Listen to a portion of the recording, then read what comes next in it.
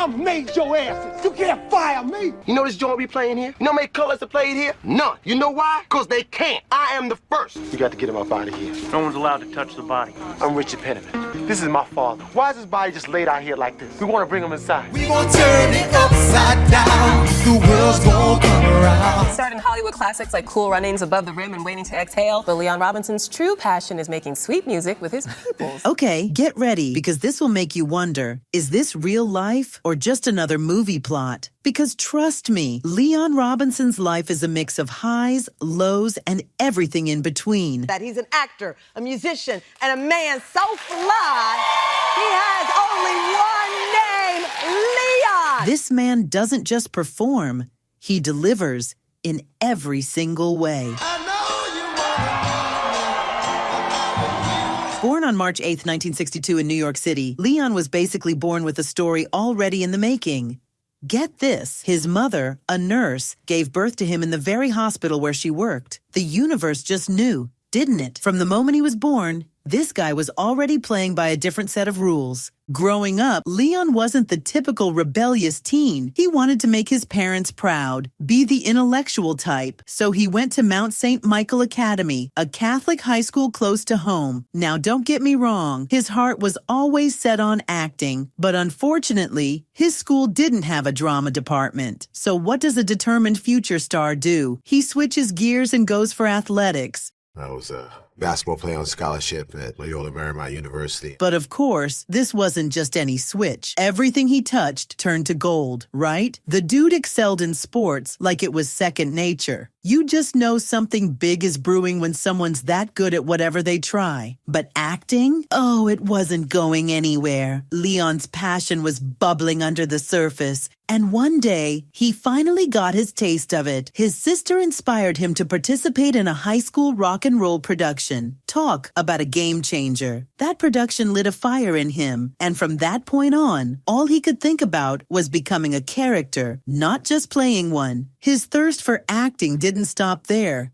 This man loved adventure. So he packed up and left New York for California to pursue his college education. That's where his acting career took flight, and trust me, it never crashed. While he was still in school, a student filmmaker saw something special in him and approached him to be part of a film project. You'd think this was a golden opportunity, right? But no, Leon wasn't ready to jump in. He turned the offer down, telling the director to find someone else. Although I said to him, there's people in the theater arts department that would love to be in your movie, he was like, no, there's something about the way you look, your style. I know you're going to be in the movies one day. I want to be the first person. Leon agreed to do the film, and boy, did he have a blast. That experience, straight up life-changing. It motivated him so much that he couldn't even wait to finish school. He dropped out and dove headfirst into Hollywood, hustling his way through auditions. The grind paid off when he landed his first role in 1982 on the TV show Making the Grade. I've come to accept the fact that I'm an addict. I'm a womanaholic. Was it the role he dreamed of? No. But it was a start, and that was just the beginning. In no time, he starred in a film alongside none other than Tom Cruise in All the Right Moves. And that's how we're going to win this game. We're going to win it together. We're going to win together. And just like that, roles started coming at him fast and furious. But it was Colors that really put him on the map. He played the unforgettable character, Killer B. You all buffed out, my man. What, you been to the joint? Just county, man. Missed you for a while.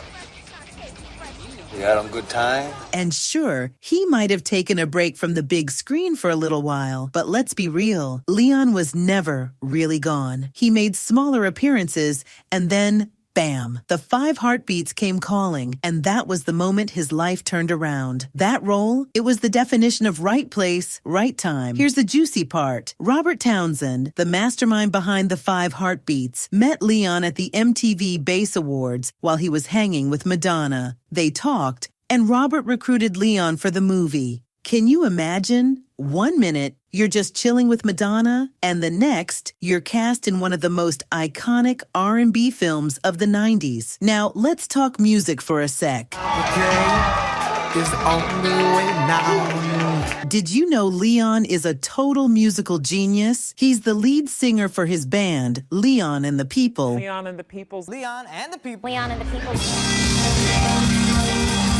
Ladies and gentlemen. And he's won multiple awards for his work. So, when he took on the role of JT in The Five Heartbeats, it wasn't just acting, it was his life. That musical background, it gave him the chops to absolutely nail the role and prove he wasn't just an actor, he was an artist, through and through. I could feel that it was over. Of course, The Five Heartbeats didn't start out on a high note. It underperformed when it first dropped, and everyone was like, what happened? Turns out, 20th Century Fox had no idea how to market a black musical drama. They weren't equipped to push it to the right audiences, and that's why the film didn't hit big right away. Still, Leon wasn't done. He kept stacking hits. In 1994, he starred in Above the Rim. I bought some books.